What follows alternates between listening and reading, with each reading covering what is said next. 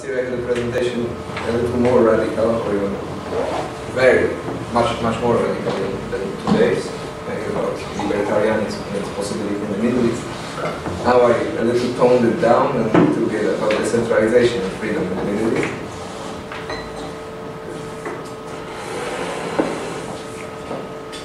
Here is an example map of how mixed up all the ethnicities or religious confessions are mixed up in the Middle East. So as you see, it's not as easy case as Poland, for example, where 98% of population are Polish and 98% of population around is Catholic. Why we should think about decentralization in the Middle East in the first place? Because Middle East, what is the situation of Middle East everybody sees? Since the creation of modern Middle East, let's say, so since the First World War, we have constant conflicts, internal or external, and there is, every time we hope that the new order will bring like stable peace, but our hopes are every time undermined. For the example, the last case was the Syrian war, where Turkey maybe will be involved very much in the short future. Also, it's a topic which is never, for example, in Europe we speak a lot about it, in Canada was discussion about it, and that's why Canada now is a federal state. But in the Middle East, where, according to my idea, it is necessary to think about some kind of providing autonomy for the religious or ethnic groups, we never speak about the subject. So maybe let's start. It is, we can say, kind of taboo. Just in one case, it was widely discussed. It was the case of Iraq, because USA wanted to discuss the federalization of Iraq. Apart from this, and also, let's start with the term of federalism. Maybe some of you were studying about it, but there are actually three terms relating to the subject. First is federalism, which is an idea of creating a federal state, which is driving the process of federalization, and which can result or may not result in federation, which is a state, which is a stable construction system. The common features are power sharing between the central government and local governments, participation in budget in big amount by the local governments, and in some cases also even limited foreign relations of these local governments, and participation in national defense. Confederation, it was much more popular, let's say 200 or 300 years ago. For now, some people are discussing that maybe European Union is kind of confederation, but with the degree of ingerence of European Union in the national policies, we can discuss actually this kind of federation. It's even more developed than classical confederation. The classical one was United States before accepting the Constitution.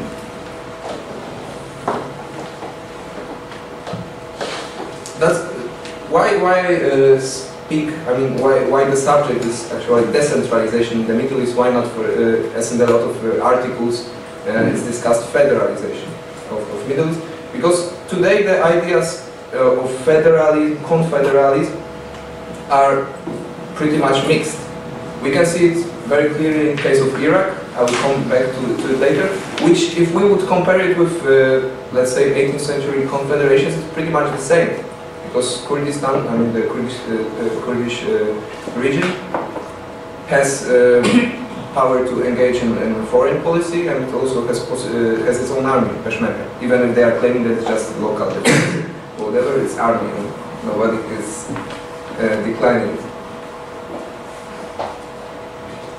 There are also, because of this, that everybody is pressuring on federation as a term used in the Middle East or in general. There are created the new terms which are even more flexible, more fluid than federation and confederation. For example, hard partition or soft partition, as it was in the discussion about future of Iraq.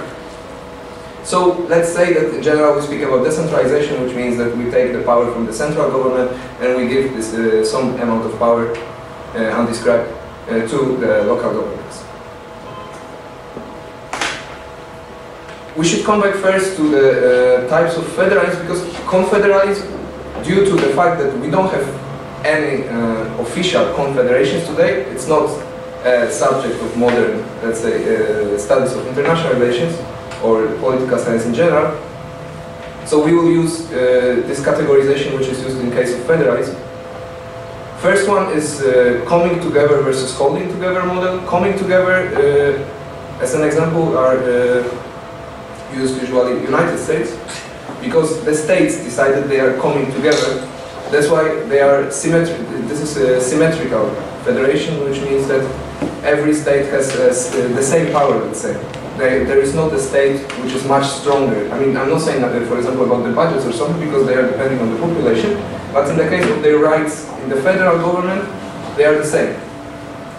Holding together model is proposed usually when there is a part of state, some region, which wants to break away, which wants to do secession from the state, to keep this part with the central government and just give one part some kind of autonomy or the federal status, and the rest of the state will remain pretty much the same.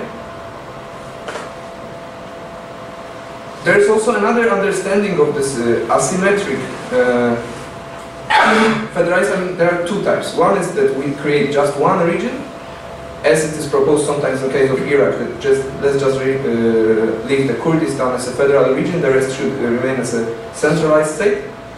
The other one is that every part of the state is federal, but their privileges are different according to the needs of the people, according how different they are from the general idea of the nation of this state. And there is also a categorization between territorial and ethnic. Federation, territorial federation, again, United States. There is no, we cannot say, for example, that in Wyoming there are people from this country, Polish immigrants. In Kentucky there are Irish immigrants. No, everybody is pretty much mixed. So they are clearly divided to make some kind of provinces, and no ethnic or religious issue were taken into, under consideration. The other one is ethnic. United States were proposing, some senators were proposing that we should create Iraq, which is consisting of three parts. There should be this Sunnistan, Shiistan, and Kurdistan. But as we will come back to it later, it's not a really good idea.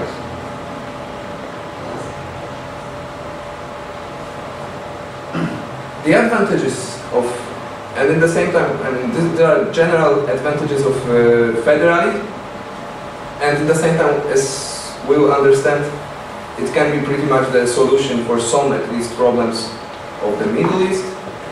First, limiting power of the central government. So, president or prime minister cannot decide that we are, for example, making war, or we will make some big investment, which is actually not very payable for the country. The regional state, the regional governments have to agree on this issue.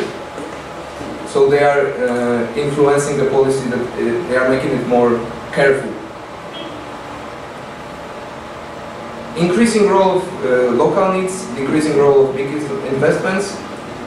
It's not in every case of federalism, but in general, if we are creating budgets for every region, which it can decide independently, in this time, the government, for example, cannot decide that half of a budget will put on army, or half of a budget will put on new kick-ass highway for the whole country, because they don't have enough money, or the local governments will say that on our land we don't want this. So there is a big pressure on smaller investments which are directed at local needs, because the local governments are also are closer to the people, let's say. So they know what is needed in some region. Not only the people in capital are deciding that I had a dream and in this place there will be highway, or in this place there will be a new nuclear plant. Easing the tensions between groups, I mean ethnic or religious groups, because I mean, it's also up to the case, assuming that there are, in some countries, there are clear territorial differences between groups. So in one province, for example, there's a religious minority. If we grant them the rights of a federal region, they can feel that their needs, at least on some level, are satisfied, are met by the government, and maybe the tensions are lower to totally to lead to the process of separation from the country.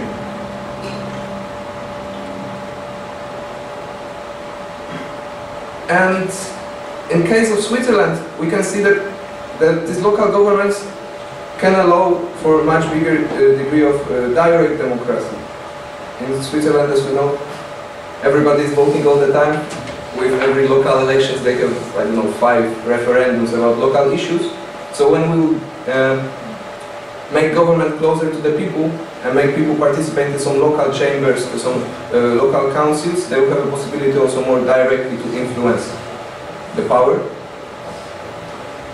And better protection of minorities, I'm saying about the case of Iraq, one of the regions which was declaring that it wants to be a federal part of Iraq, they were declaring that they will issue in their constitutions, because in Iraq every part which will become a federal region has to issue its own constitution, and in this constitution the rights of minorities, because as you know in Iraq we don't have just 3 groups, we have like 20 groups or more, and some of them are too small and too divided to say that this region will be, for example, region of Mandai, because Mandai are 10,000 people in whole Iraq. But the regions in these constitutions were already declaring that they want to put a much higher protection of this smallest of minorities.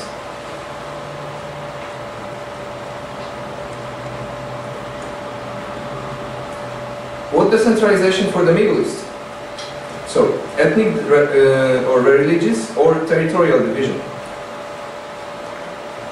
A lot of politicians also are claiming that the ethnic division or religious division is better because Shias and Sunnis are fighting, so let's separate them and everybody will be happy.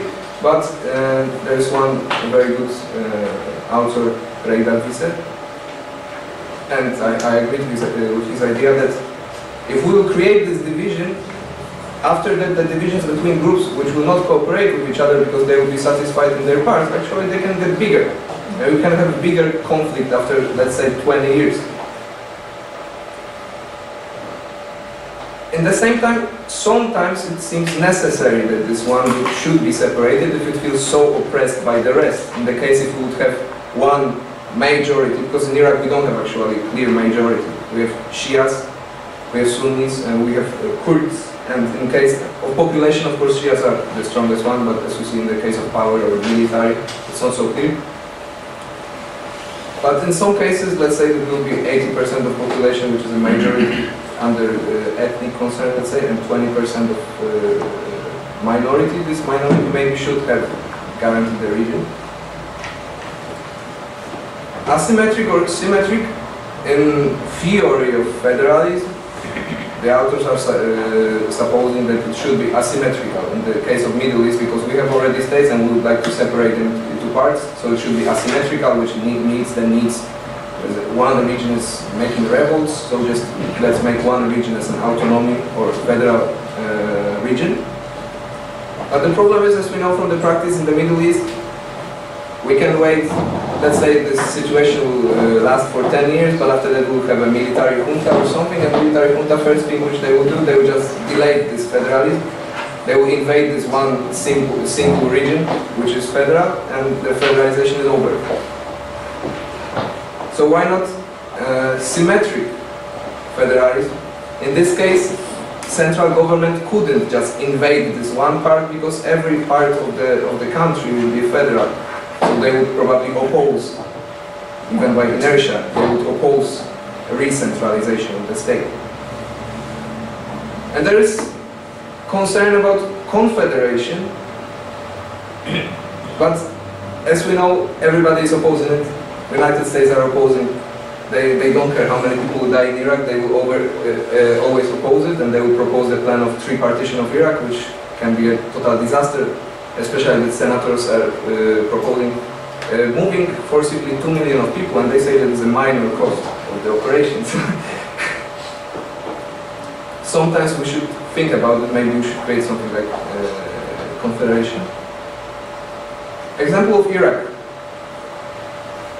Iraq, if it would be federation in Europe, it would be perfect example of very nicely designed federation, because in constitution it assumes only that Kurdistan, I mean, the only region which is named as federal region is Kurdistan. The rest are said that they can create a federal region, and what is best, they can decide with which regions they want to merge to create a bigger federal region. It was creating fear that there will be this big Shia region here. But Shias after that also separated, so this fear disappeared. One part of Shias wanted to create Basra, bigger Basra region. The other ones wanted to create a Shia region around Karbala. The problem is the government of al-Maliki. If somebody was following his modern history, like the last, since invasion of USA, history of Iraq, government of al-Maliki, when Shias understood that they will be the majority and they will finally have a power in the United States, will allow them to do everything in Iraq what they want because they are majority, and the United States already established democracy, perfectly functioning. Shias decided that they are taking everything, and they pursued this process which I told before. Kurdistan was the only federal region, so they were trying to take the power from it. So the process of federalization was stopped. I mean, Kurdish people, of course, didn't allow the government to do anything, especially they have around 120,000 Peshmerga waiting on the border all the time. But the other regions making declaration of becoming a federal region were stopped by army, which is unconstitutional, but al-Maliki, as in a lot of cases in the Middle East, with Sisi and etc., didn't care about the constitution, he just stopped them, just sent the tanks and told them there will be no declaration of federal government in the region. And this tension between Shia and Sunni gave birth, as we know, to ISIS. And that's why Sunnis also supported so much ISIS.